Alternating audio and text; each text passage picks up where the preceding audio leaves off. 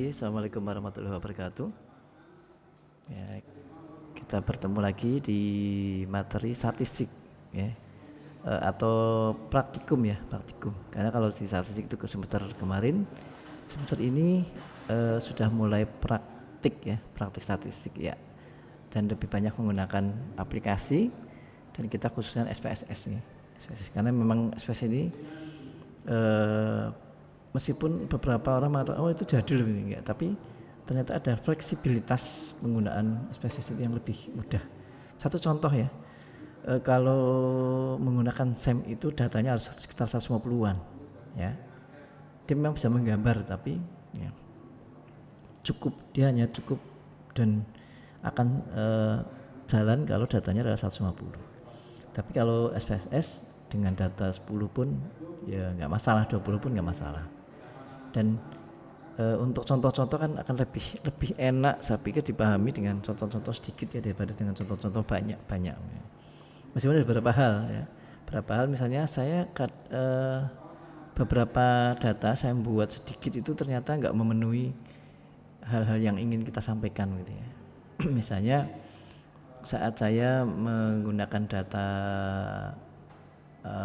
sekitar 30-an gitu ya, 30 itu ternyata signifikan hasilnya ya, maka kemudian saya kurangi tetap signifikan, tapi begitu saya tambah malah nggak signifikan. Nah, saya pilih yang agak banyak. Kenapa? Saya ingin menyampaikan ke mahasiswa bahwa di dalam analisis hipotesis regresi itu ya, hasil itu tidak selalu harus signifikan ya. Jadi diperbolehkan nggak signifikan, meskipun kemudian Anda juga harus punya argumen nanti kira-kira kenapa nggak signifikan. Kalau nggak salah pernah saya sampaikan begini, ada beberapa elemen di dalam PMB Sisrakarta lewat Instagram, lewat kunjungan ke sekolah, lewat Balio ya, kemudian lewat media sosial yang lain. Ternyata dari Balio itu nggak ada yang melihat Balio ya, berarti dari beberapa media yang digunakan di dalam PMB di Surakarta ya, itu kita bisa mendapati bahwa mereka mendapat informasi bukan dari Balio, tapi dari Instagram, dari media sosial yang lain, YouTube dan sebagainya, atau Facebook ya. Balio nggak ada yang informasi dari kesana, lewat kesana juga nggak. Ini kan menjadi masukan yang sebenarnya, artinya kalau kemudian itu ditindaklanjuti dengan kebijakan PMB, maka akan sia-sia kalau kemudian alokasi dana alokasikan juga ke Balio bisa begitu ya. Nggak apa-apa kemudian misalnya Balio juga menjadi bagian, tapi kalau ternyata hasilnya nggak terlalu signifikan ya ngapain kita semua membuang uang banyak ke Balio tapi cukup sedikit bisa begitu ya. Nah, itu artinya bahwa hasil di analisis regresi berganda itu ya, itu boleh diperbolehkan, tidak harus signifikan ya, kecuali tapi sekali lagi pakai logika ya, karena pernah saya juga kita menyampaikan kan bahwa penelitian di PLN ternyata gaji tidak berpengaruh signifikan ya. Kita cukup curiga juga kok bisa bahwa gaji BUMN kok nggak signifikan terhadap kinerja. Saya akan terima kalau kemudian itu tidak signifikannya kalau penelitiannya di keraton gitu ya, karena abdi dalam keraton itu dibayar dengan sedikit pun mereka kinerja terbagus. Nah, telah dikejar dengan beberapa pertanyaan, akhirnya ya didapati bahwa ternyata mahasiswa ini mahasiswa yang selama ini memang tidak aktif kuliah ya, mereka yang penting bahkan kemudian skripsinya juga kalau dalam bahasa Solo dandake ya, atau dijahitkan atau membuat dari luar, dia nggak tahu sama sekali maknanya ya. Hati-hati, lebih baik kita menggunakan mengolah data sendiri ya. Apa yang kita sampaikan proses itu kan dalam rangka memudahkan Anda melakukan analisis regresi atau statistik ya, supaya lebih mudah, karena mudah dan murah ya. Anda nggak perlu sampai dandake di luar ya, murahnya itu.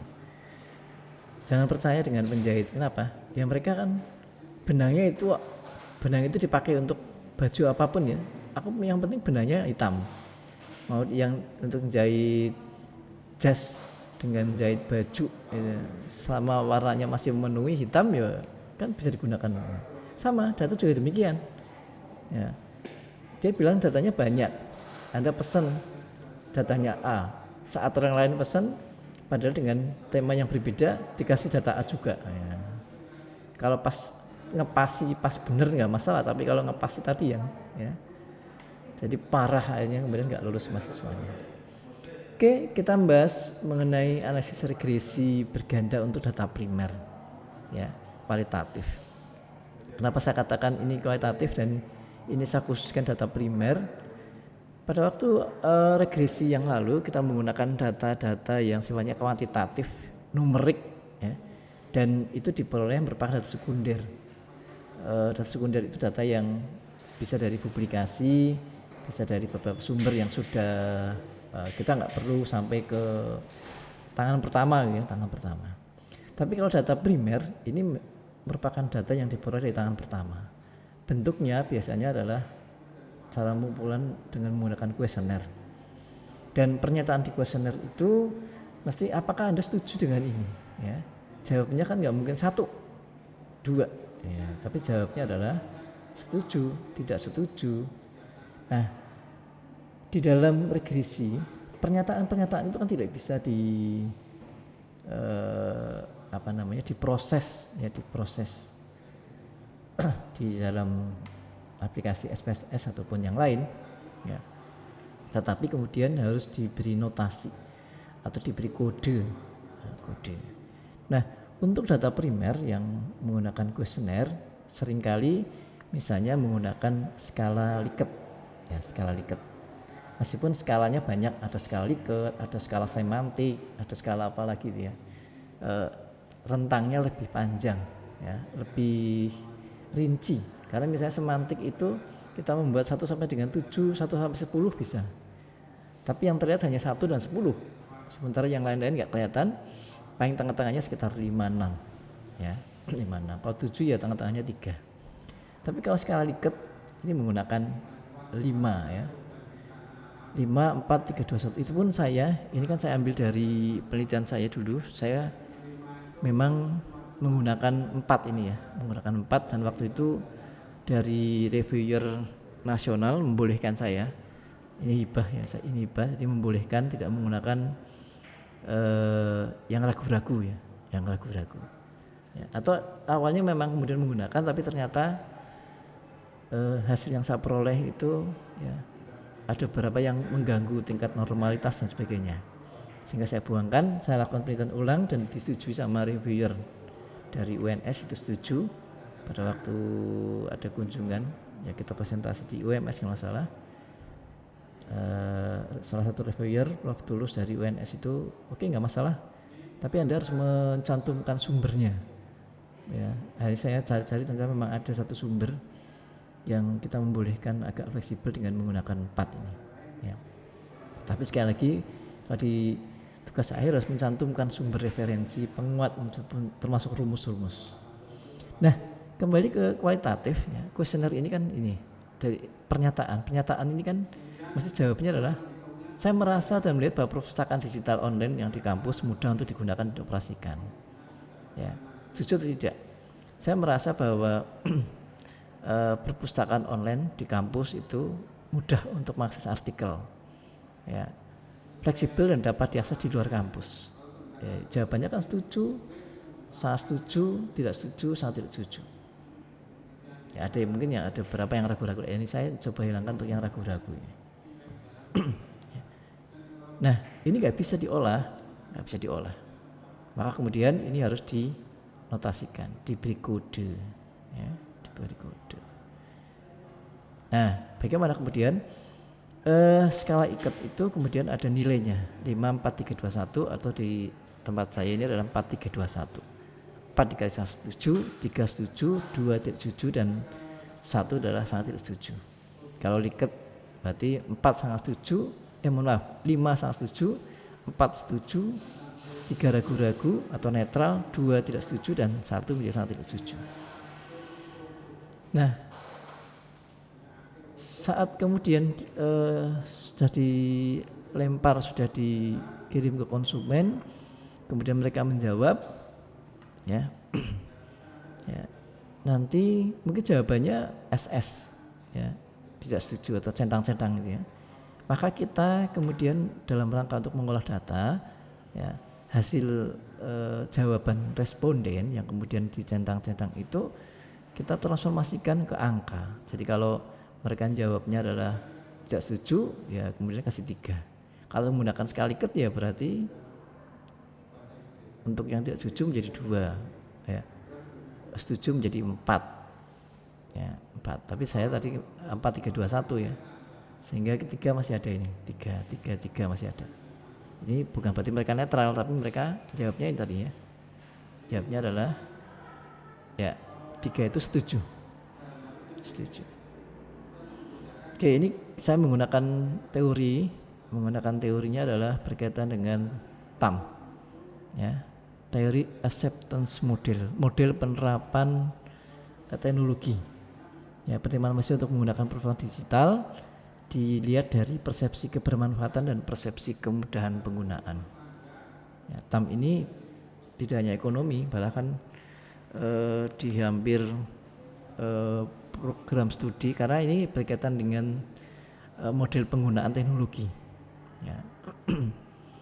Orang kesehatan menggunakan misalnya alat teknologi Genos, ya boleh saja, ya, atau alat penguji vaksin dengan apa, ya itu tadi berkaitan dengan persepsi kemudahan dan persepsi kebermanfaatan, ya. Oke, kemudian setelah Anda melakukan coding dengan tadi, kemudian dimasukkan ke data. Nah, seperti saya sampaikan di regresi awal dulu, Anda bisa memasukkan ke Excel dulu, baru di copy boleh, atau langsung di SPSS juga boleh, ya.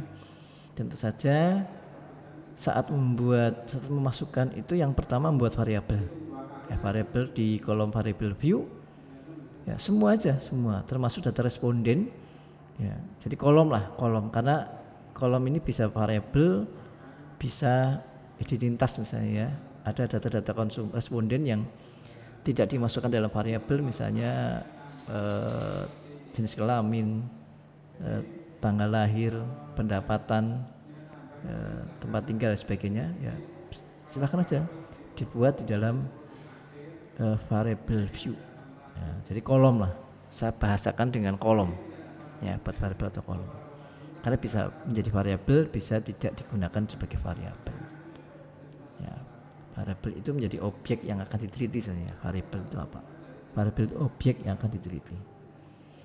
Lalu tentu saja setelah memasukkan nama variabel dan nama kolom, kemudian kita tinggal memasukkan data ke data view, ya. Ini data view semuanya masuk, ya. Oke. Pastikan kalau Anda mengcopy dari Excel semuanya sudah masuk, ya. Atau ini saya pernah mengalami beberapa kali, saya ngopi dari Excel ternyata ada yang tertinggal. Dari 100 ternyata hanya 75. Ada yang masuk tapi di salah satu variabel ternyata bolong berapa, gitu. Maka harus dicek, ya. Ngeceknya nanti proses bisa juga tadi di N-nya tadi, ya. Di N-nya berapa terlihat nanti. Oke, kemudian prosesnya untuk data primer ini sama. Bedanya hanya karena satunya adalah data numerik, satunya adalah data yang menggunakan skala, ya. Tetapi karena ini menjadi angka juga, maka di dalam variable view, ya, variable view pastikan itu di tipe datanya adalah numerik, bukan nominal, ya, bukan ordinal, ya, tapi di di numerik. Nah, sehingga kemudian proses analisis regresi sama dengan proses regresi angka data sekunder, ya, data-data yang kuantitatif numerik. Prosesnya adalah analyze regression linear, ya. Di menu linear regression ini kita diminta untuk memilih variabel mana yang akan kita masukkan sebagai variabel independen dan variabel dependen, ya. Sebagai bagian dari kerangka pikir regresi berganda ada beberapa variabel independen dan satu variabel dependen. Kita masukkan ya. Oh ya, ini yang sering kali jadi bahan pertanyaan mahasiswa. Pak, yang saya masukkan itu apakah satu-satu? Karena kan di kuesioner ini, ya kuesioner itu ada beberapa pernyataan.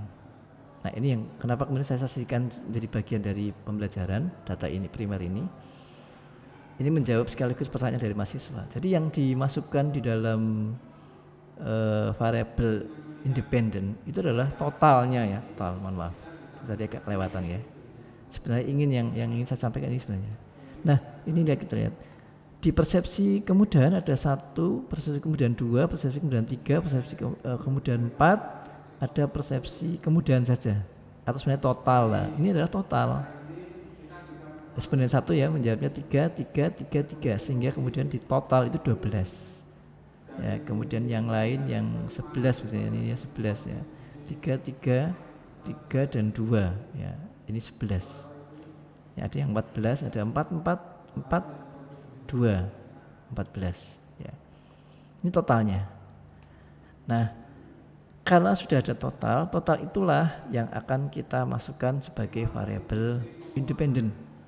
Ya, termasuk juga dependen ya, dependen karena kalau kuesioner kan menggunakan pernyataan. Ya.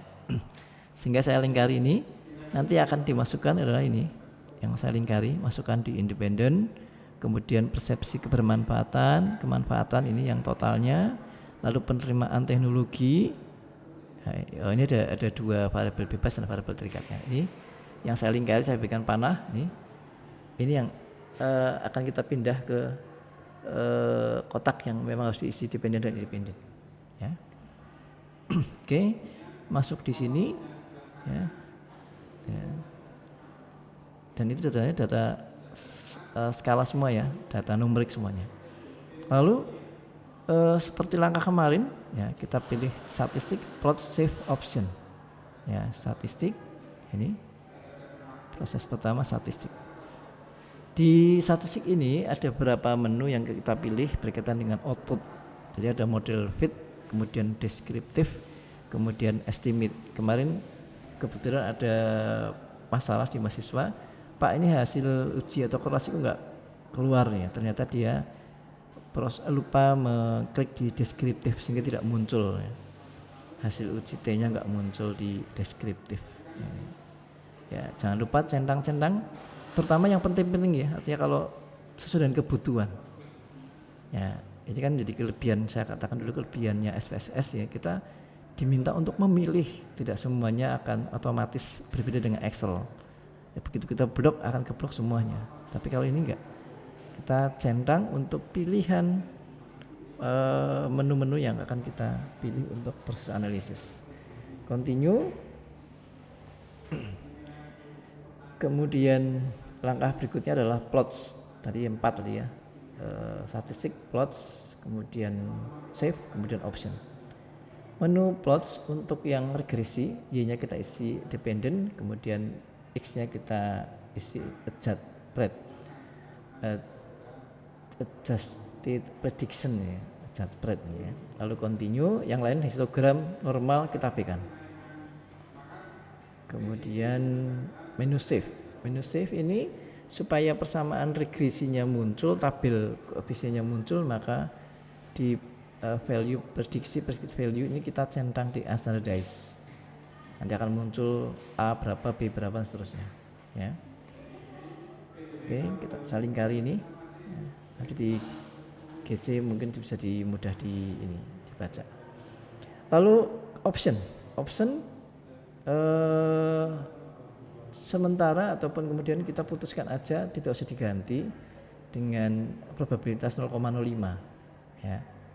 Jadi kalau penelitian sosial itu biasanya 0,05, kalau penelitian IPA itu karena tingkat ketelitiannya memang harus tinggi, dia menjadi 0,01 ya.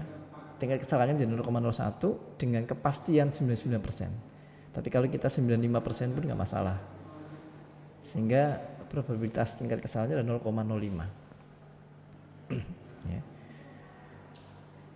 Continue. Oke, kemudian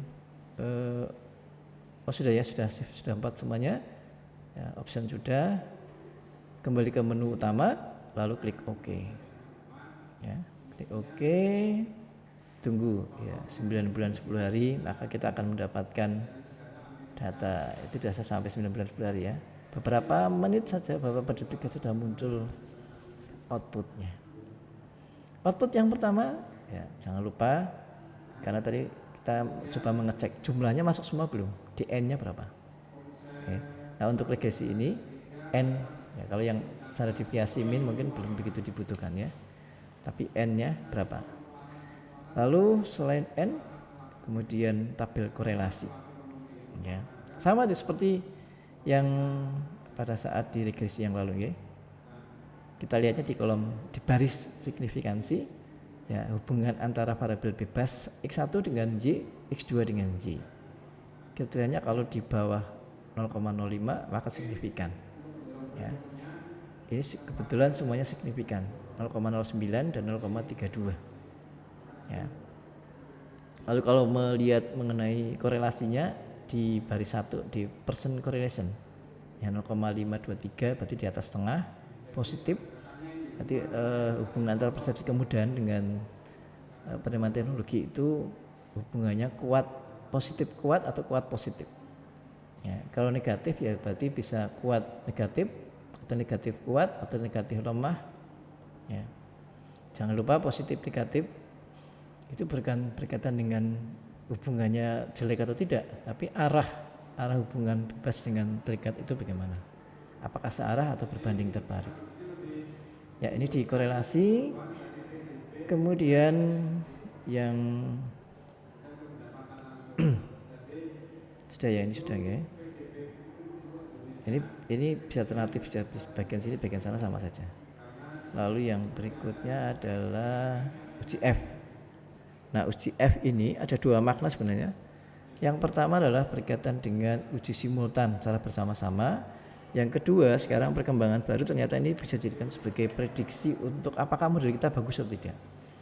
Meskipun kita menggunakan teori ya, teori atau mungkin kalaupun nggak bagus berarti mungkin ada kesalahan di ini. Kita mengeceknya bisa dari kuesioner dan sebagainya ya.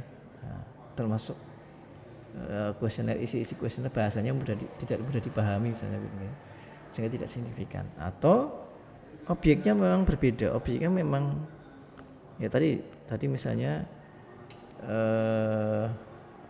penggunaan media sosial ya, ternyata enggak semuanya dimanfaatkan oleh respondennya adalah calon mahasiswa STS misalnya.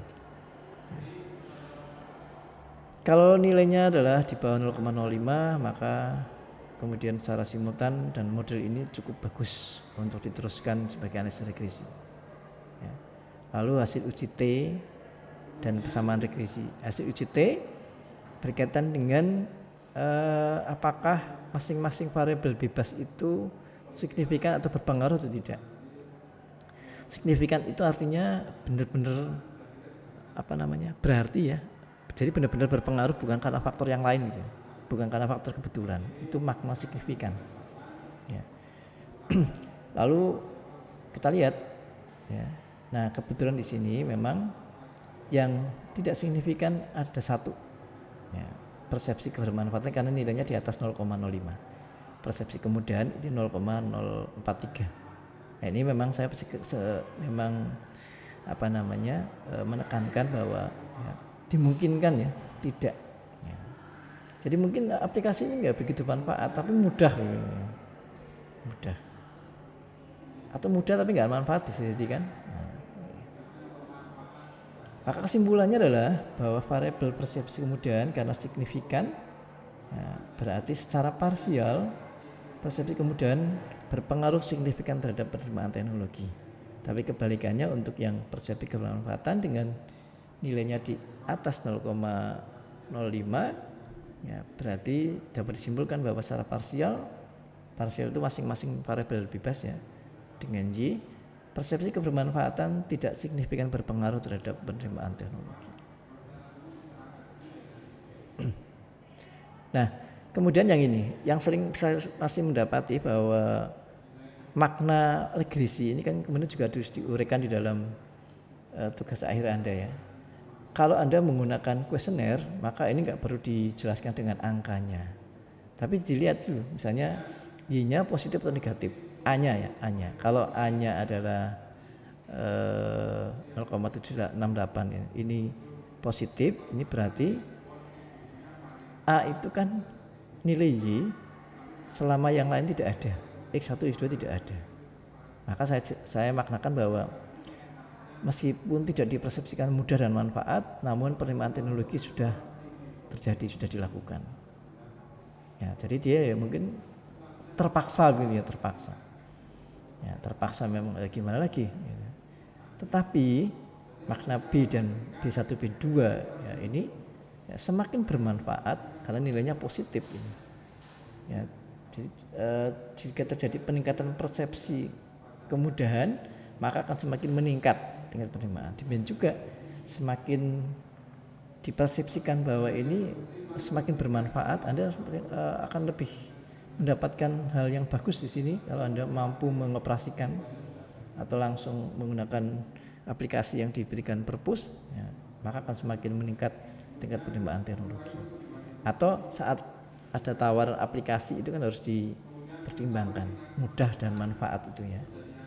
Terutama ya juga kalau hal yang lain di luar ini adalah harga misalnya gitu ya. Kalau sebagai pengelola biasanya harga. Jadi maknanya tidak pakai naik 0, sekian itu jangan. Karena masih saya dapati, jadi memberikan maknanya pakai 0, sekian di makna. Kalau biaya promosi kan kemarin naik 1 juta akan meningkatkan penjualan sekian unit, itu memang harus dimaknai dengan angka gitu. Lalu yang terakhir adalah koefisien determinasi. Determinasi ini berkaitan dengan sumbangsih atau kontribusi semua variabel bebas terhadap variabel terikat. Sehingga kesimpulannya adalah karena nilainya 0,356 atau sekarang menggunakan yang 0,280 ya. R kuadrat yang disesuaikan ini rumusnya sudah pernah saya sampaikan di yang konvensional di statistik 1 ya, statistik kemarin ya. 1 min 1 min R kuadrat dikalikan 1 min R dibagi 1 min P min R. Bahwa persepsi kemudahan dan persepsi kemanfaatan ya, itu memberikan kontribusi sebesar 28%. Ya, sedangkan yang lain berasal dari faktor yang atau variabel yang tidak kita teliti. Berarti kalau ini rendah kita harus menambah. Nah, rumus R square itu kan ada apa namanya? Notasi P-nya. P itu berarti kalau kita rendah ini berarti harus ditambahkan variabel yang lain. Ya, tidak hanya 2. Ya, tapi harus menggunakan yang 3, 4 dan seterusnya. Seperti sekarang ini kan kalau di kita itu variabel bebasnya itu paling tidak 3 atau 4. Ya, 3 atau 4. Nah, ada 2 hal penting yang perlu saya sampaikan di sini. Yang pertama tadi bahwa untuk pemasukan itu tidak semuanya dipilih sebagai variabel bebas, tapi kita butuh kolom untuk menjumlahkan jumlah pernyataan. Ya, pernyataan dari jumlah total itu yang kemudian menjadi variabel yang dimasukkan di dalam proses analisis regresi. Lalu yang kedua, makna persamaan regresi kalau untuk data-data yang kualitatif tidak perlu diterjemahkan dengan angka, tetapi dengan logika. Misalnya semakin baik, semakin kondusif, misalnya kalau gaya kepemimpinan ya semakin mudah, semakin unggul misalnya begitu dan sebagainya. Semakin setuju ya gitu. Banyak bisa dimakna sendiri. Oke, untuk data kualitatif primer saya cukupkan sampai di sini. Terima kasih. Assalamualaikum warahmatullahi wabarakatuh.